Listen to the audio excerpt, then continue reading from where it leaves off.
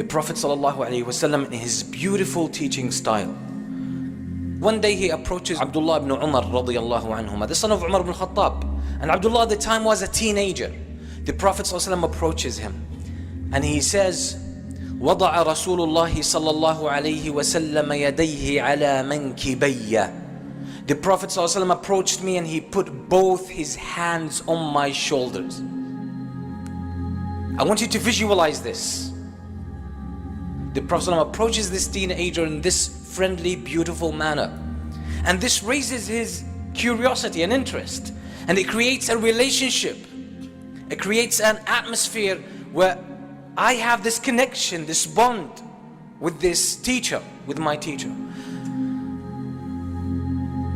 وضع رسول الله صلى الله عليه وسلم يديه على منكبي وقال كن في الدنيا كأنك غريب أو عابر سبيل. Like words of wisdom, Wallahi, words of wisdom that hit straight, they go straight into your heart.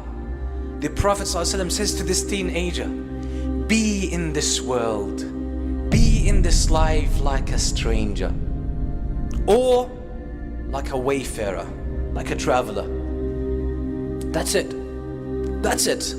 Very simple words. And this teenager takes these words and he transforms them into a lifestyle that he lives by for the rest of his life.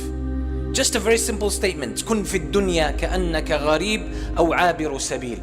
Be in this life like a stranger or like a wayfarer. Because that's what you truly are in this world and in this life. So Abdullah ibn Umar himself, later on in his life, he comments, he mentions this story, then he comments on it. قال عبد الله بن عمر إذا أصبحت فلا تنتظر المساء وإذا أمسيت فلا تنتظر الصباح وخذ من صحتك لمرضك ومن حياتك لموتك.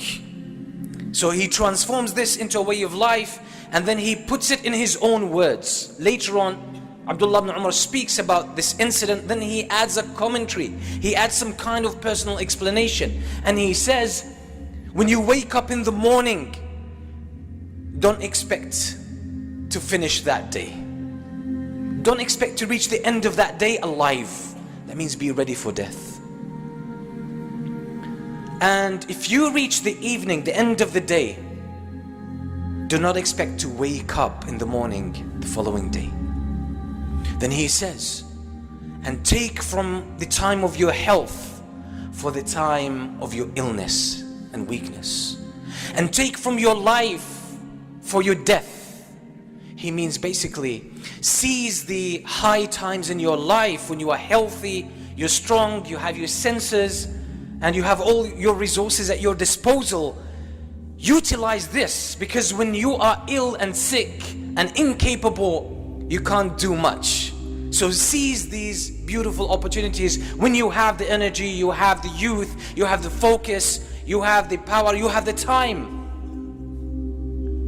And take from your life for your death. That means use this life, seize this opportunity that we call life, to do enough things, to build enough credit with Allah, so after your death you have paved your way.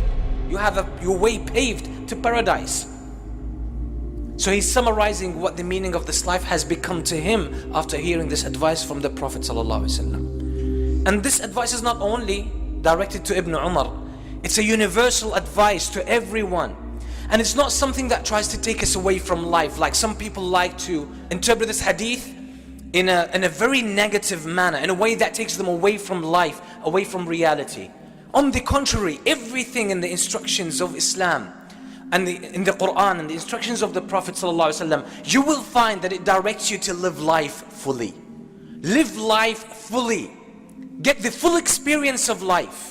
And the full experience of life as it really is can only be ethical and according to principles. Those who take life in the wrong direction are abusing it, they're not using it. So the Prophet ﷺ gives him two options, and this shows as well the space that Islam gives us. The Prophet ﷺ gives him two options. Be in this life like a gharib, a stranger, or a wayfarer, like a traveler. And there's a difference between two, although there are similarities. But the Prophet ﷺ acknowledges that one way or one example might not suit you, so another example would suit you, because there are personal differences.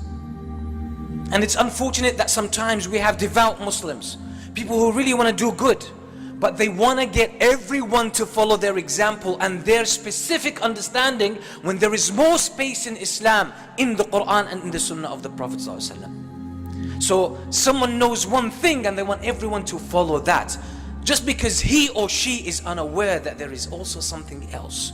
There are other pathways within the framework of Islam, and this is why you find some differences among the companions of the Prophet ﷺ. So be in this life like a stranger. Who is a stranger? A stranger is someone who lives in a country that's not his home. He stays and he resides in this country, but he knows at some stage he's gonna go back home. That's a gharib, a stranger. So when he lives in that country, he recognizes that's not my home. That's not my home. That's not where I belong. I'm gonna go back to my country. I'm gonna go back home because that's where I belong. But I came here to do some kind of business. I came here to study. I came here for medication. I came here for any purpose and any reason. But I know my family is back home. My house is back home. My people are back home. My memories are back home. My future is back home. Everything is back home. So we are in this life are strangers. Because essentially we humans, the reality of the human being is their heart, is their soul. And this is why this soul feels as a stranger here. It knows it belongs to the world of the unseen. We humans at some level in our fitrah, in our hearts, we know that we are created for the mercy of Allah in Jannah. So we want to go there, and this is why one of the scholars of the Muslims, Imam Ibn al-Qayyim rahimahullah, he says in some poetry lines that are very powerful, where he talks about the Islamic aqidah and the Islamic creed and belief. He says, فَحَيَّ عَلَى جَنَّاتِ عَدْنٍ فَإِنَّهَا مَنَازِلُكَ الْأُولَى وَفِيهَا الْمُخَيَّمُ ولكننا سبي العدو فهل ترى نعود إلى أوطاننا ونسلم. He's saying, come on, let's move on. Let's go back home. Let's get ourselves ready to go make the journey back home to where we belong, to where we originally came from. Because this is our first home. منازلك الأولى. This is our first home. This is where we belong. وَفِيهَا الْمُخَيَّمُ, and there should be your eternal abode. That is the plan, for you to go back there and live the rest of your time there, which is eternal. But he says we are captives now to our enemy, because shaitan managed to get us out of paradise. We are captive to shaitan, so we're going through the test of this life. So he's then wondering, are we gonna make it back home, or are we gonna stay stuck? So that's why we are strangers in this life. Truly, as a Muslim, we don't belong. But that doesn't mean I don't engage with life. I engage with life fully, and I build something in this life, and I have a contribution, and I worship my Lord, and I connect to people, and I'm good to others, and I have something to present, and something to contribute, and something to give, and something to offer, and I have a lot to learn, and I have a lot to do to grow as well. This is how the life of a Muslim should go.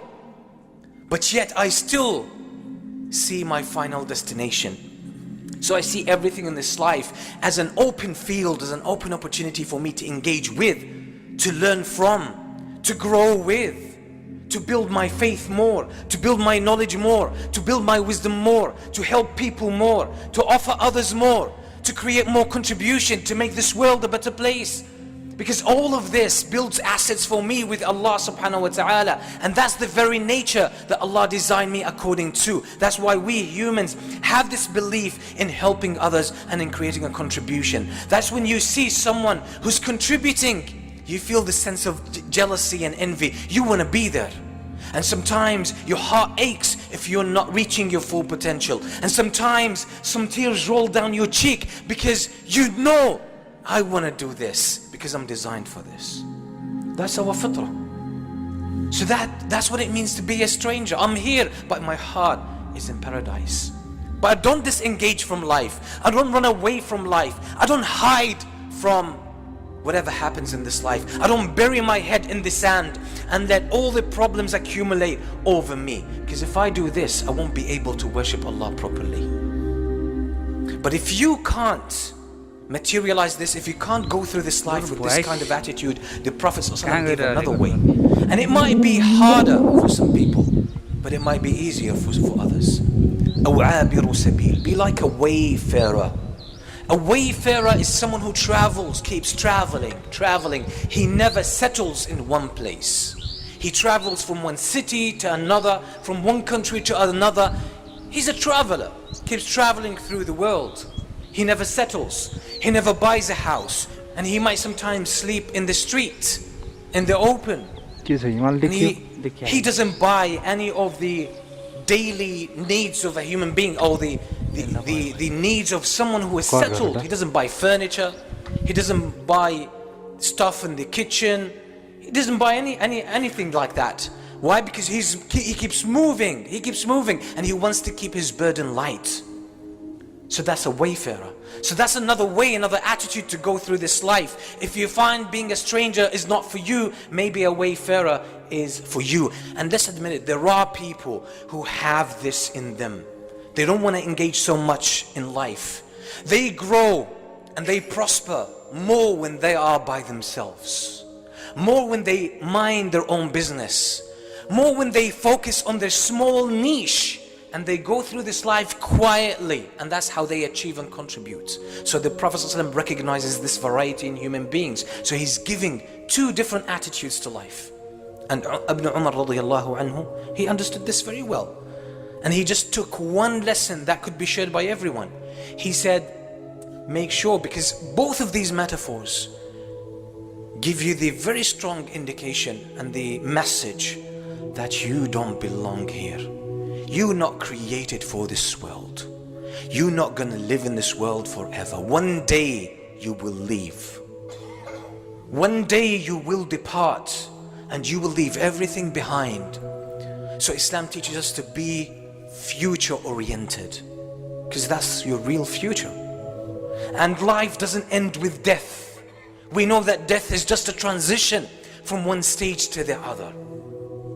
But while we're here on this planet, in this earth, while we're living this life, Allah has given us a gift that He hasn't given to other creatures, and that's the gift of choice.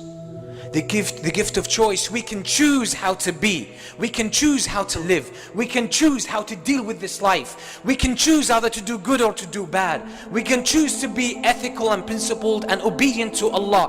Or we can choose to be evil and bad and disrespectful and disobedient to Allah subhanahu wa ta'ala. We have the choice. Allah has given us this ability to make a choice.